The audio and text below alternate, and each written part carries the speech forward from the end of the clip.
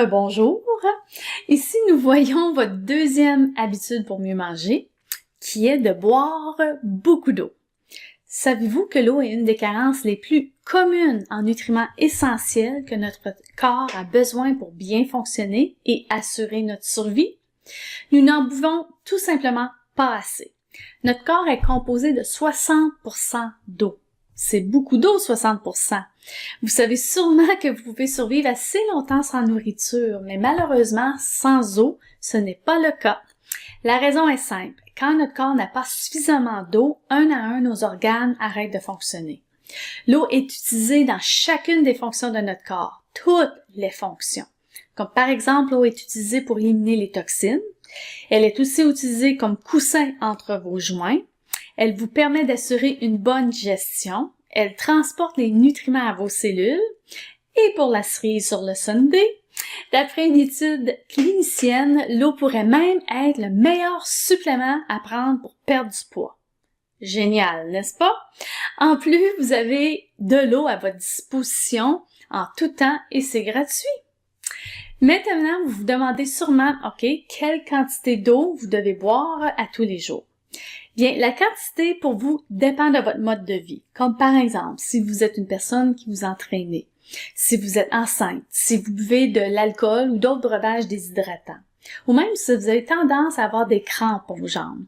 Donc, la quantité d'eau dont vous avez besoin dépendra de plusieurs facteurs. Par contre, en règle générale, le fameux 8 verres d'eau à chaque jour est un très bon point de départ, surtout si vous n'avez pas l'habitude de boire beaucoup d'eau.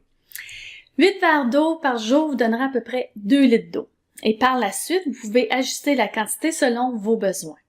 Un bon conseil pour déterminer si vous avez besoin plus ou moins d'eau est de vérifier votre urine.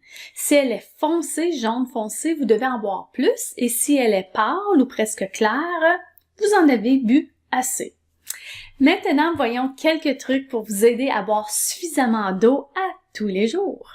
Ayez une bouteille d'eau réutilisable avec vous partout où vous allez. De cette façon, vous pouvez boire de l'eau tout au long de la journée et c'est plus facile de tenir compte de la quantité que vous buvez.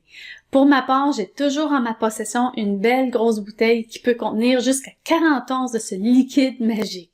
Donc, quand je l'ai terminé, je sais que j'ai déjà bu 1,15 litre d'eau.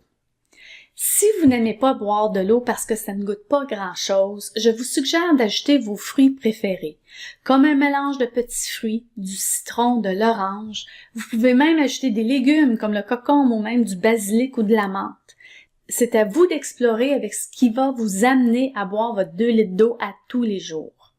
Boire de l'eau pour moi n'est pas un problème puisque j'aime ça. Quoique une fois de temps en temps, je vais ajouter 2 quartiers de citron avec un bâton de cannelle. Ça donne un bon goût et un petit boost à mon métabolisme.